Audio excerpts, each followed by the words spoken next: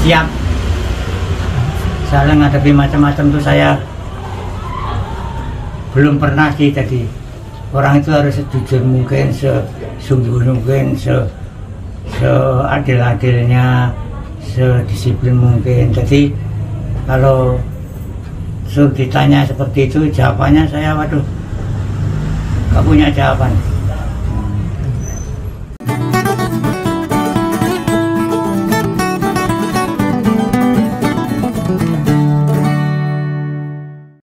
Sebenarnya Om Begawan kalau bicara masalah ijazah palsu yang dituduhkan ke Jokowi itu males Om Begawan itu. Itu hal yang paling remeh buat Om Begawan itu. Sesuatu yang gampang tapi dibuat sulit. Kalau memang asli ya tunjukkan aja aslinya, selesai itu, nggak jadi ribut gaduh. Nah ini yang ada di kepala mantan presiden kita ini. Apa ini soal tudingan ijazah ini piye? Lah kok rasa-rasanya wis berlebihan, terus melebar kemana-mana. Bagi Om Begawan pribadi ngelihat perkembangan di media perkara ijazah Jokowi itu wis kayak sinetron yang berjilid-jilid, orang rampung-rampung. Dan itu ada sebuah kesengajaan. Kalau nggak sengaja ngapain harus diberjilid-jilid? Itu sesuatu yang sangat sederhana kan. Kenapa harus dipersulit? Ngapain repot-repot sih? Kalau memang asli tunjukkan, selesai kan? Lah kayak nasib rakyat ini gak lebih penting toh dibandingkan perkara urusan keaslian ijazah. Dan kalau memang asli atau memang palsu, manfaatnya apa buat rakyat? Gak ada. Lah monggo lah yang tetap mau berjuang membongkar ini semua. Tak doakan berhasil. Semoga kebenaran bisa mencari jalannya sendiri. Berhasil terbukti apakah ijazah itu asli atau palsu. Begawan tidak kesana kesini. Gak mau ngurusin sebenarnya. Lho bar kuwi wis dirampungi, ora perlu diungkit-ungkit lagi. Bagi Om Begawan sendiri tidak bisa ngomong asli atau palsu, lebih percaya yang mana? Bukan di sini masalahnya. Mau palsu, mau asli, terserah.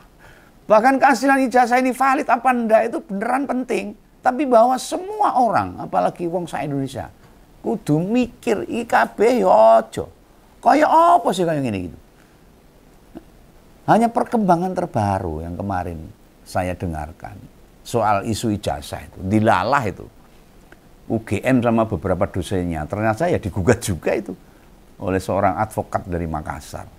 Digugat kenapa? Sebab berlarut-larutnya masalah ini membuat ekonomi kita jadi kacau. Itu kata siapa? Ya kata penggugatnya.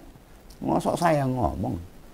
Yang menggugat namanya Pak Komarudin. Dia menggugat UGM dengan ganti material 69 triliun. Dan kerugian imaterial 1000 triliun. Kok bisa segitu banyak? Ya jangan nanya saya lagi. Tanya sono sama yang menggugat. Nah soal siapa yang digugat. Ada kampus atau institusi UGM. Lalu rektor, kemudian wakil rektor 1 sampai 4. Juga dekan Fakultas Kehutanan itu. Termasuk kepala perpustakaan Fakultas Kehutanan. Ya, sama Pak Kasmujo juga tuh. Bagi yang lupa, Pak Kasmujo itu dulu diakui oleh Jokowi sebagai salah satu pembimbing skripsi. Lah pada wartawan dia nyebut bukan pembimbing skripsi, sebab statusnya baru asisten dosen. Nah yang benar infonya siapa? Ya embo. Nanti yang benar ya nanti kalau sudah terbukti di pengadilan. Nah beliau tentu sudah pensiun. 3 hari yang lalu kan ada berita bila mantan presiden itu silaturahmi ke rumahnya. Ternyata Jokowi menawarkan bantuan hukum soal gugatan pada Pak Kasmujo. Ini ditolak. Sebab semua urusan Pak Kasmujo diambil alih sama kampus. Ini loh yang tak maksud nih. Urusan individual jadi nyaut sana sini. Semua orang ke bawah. Dan masyarakat yang cerdas, yang paham, yang tidak bodoh, sumbernya dari mana? Kegaduhan masalah ijazah asli, ijazah palsu, atau geger ijazah Jokowi. Kalau Anda itu pinter, gampang ngomongnya itu, gampang jawabnya. Kenapa Jokowi tidak menunjukkan aslinya? Selesai dan tidak membuat gaduh. Tapi masyarakat pemuja, masyarakat penjilan menyalahkan semuanya. Dan yang benar adalah Jokowi bagi mereka. Saya memohon kepada Jokowi, kalau berani tunjukkan yang asli, selesai. Dan yang menuntut, yang mengira ijazah palsu, mendapatkan resiko ketika dia menuduh. Di sini beneran sulit tak nalar. Ya entah ke penggugat sama yang digugat. Ini gimana ini urusannya? Kok sampai urusan ke individu diikutkan loh. Pak Kasmujo ini kan diikutkan. Nonton Begawan buat Pak Komarudin untuk yang gugatan ke Pak Kasmujo. Mbok ditarik saja, itu urusannya apa dengan Pak Kasmujo itu? Dia itu hanya disebut oleh Jokowi sebagai pembimbing, dosen pembimbingnya. Dia nggak tahu apa-apa. Mau jenengan mau memperkarakan kampus sak pejabat ke UGM, nggak jadi soal. Karena memang kejadiannya di UGM. Tapi ada ex-dosen yang diikut-ikutkan begitu. Apa yang nggak mesak nih? Hah? Mau dia diarani terlibat atau tidak? Bukan usah dibawa-bawa itu. Saya sebagai masyarakat biasa agak nggak terima itu kalau Pak Kasmujo diikut-ikutin. Hargailah jasa-jasa beliau sebagai dosen yang sudah mencetak generasi cerdas dari UGM, yang sudah mendidik banyak ratusan bahkan puluhan ribuan sarjana kehutanan. Hal yang sama juga tak tujukan ke Jokowi ini. Apa tidak mesake ngelihat bekas dosen sudah renta jadi ke bawah-bawah masalah kayak gini. Bos sudah toh Pak, kayak dirampungi. Negara lain ribut tentang berbagai terobosan teknologi, kita uplek babakan koyok ngene ngisi-sini.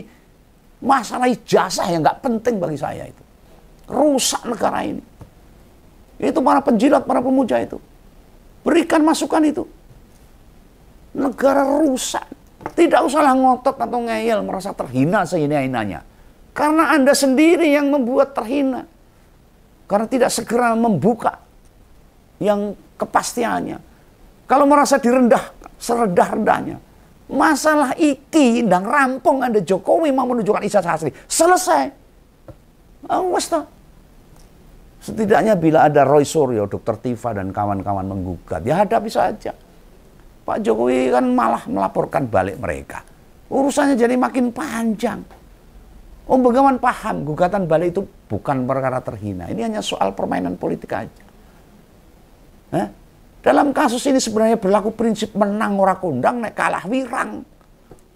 Itu bahasa Jawanya. Itu bagi kedua belah pihak. Artinya menang tidak terkenal, kalah malah memalukan. Justru dengan menggugat balik, orang-orang yang mempertanyakan keaslian ijazah, jiwa kenegarawan Jokowi dipertaruhkan ini. Andai Pak Jokowi merasa beneran kuliah, lantas lulus tenan, ya wes ngalir aja lah, ngikuti proses semua proses. Justru dengan gugat balik malah banyak yang nggak respect.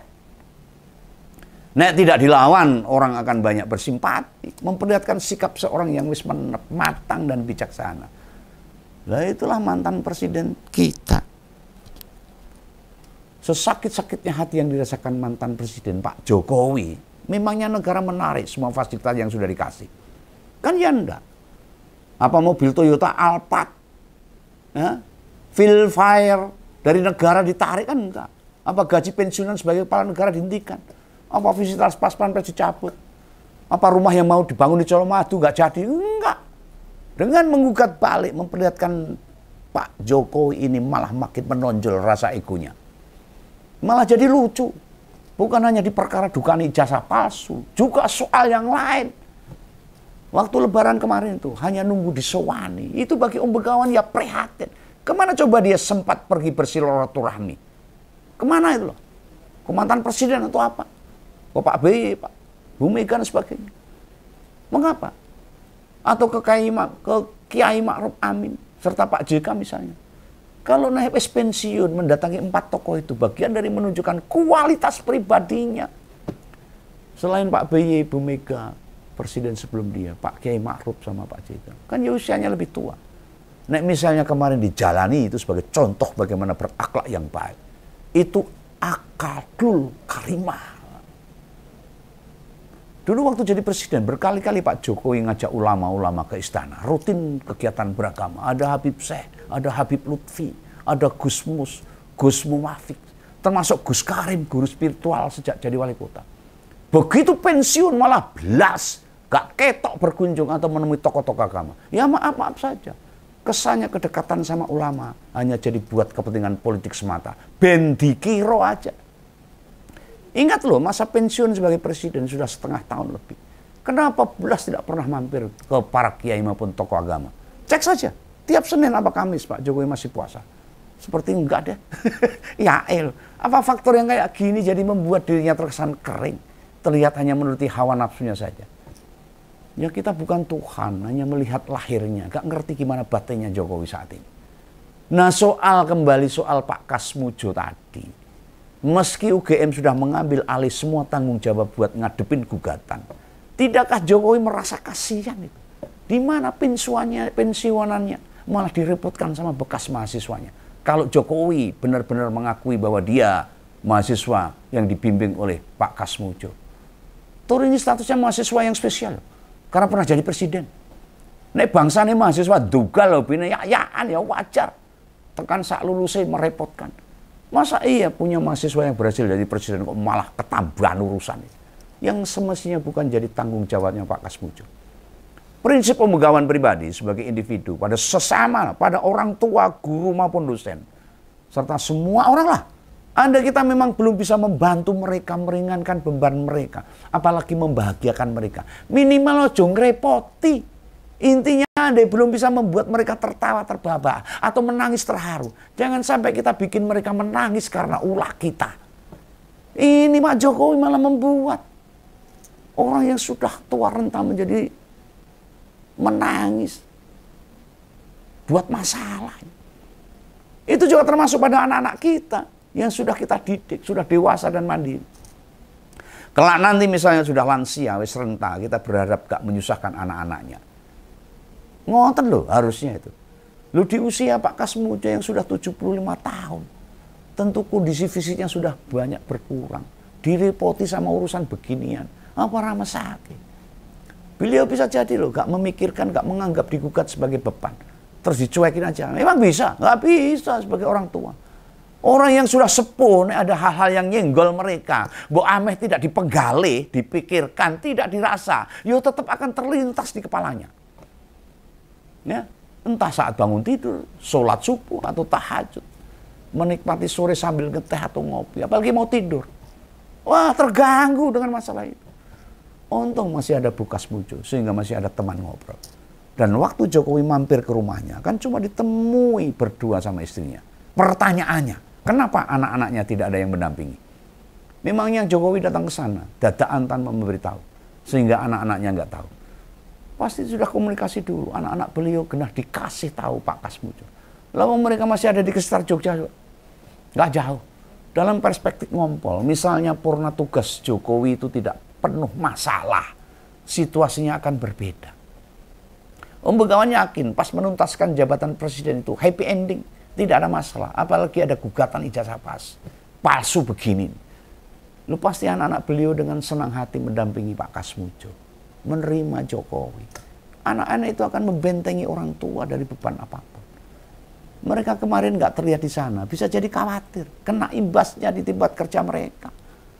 Dugaan Om Begawan, anak-anak Pak Kasmujo sudah di dekat rumahnya loh, tapi nunggu Jokowi mungkur atau pulang atau pergi dari rumah itu.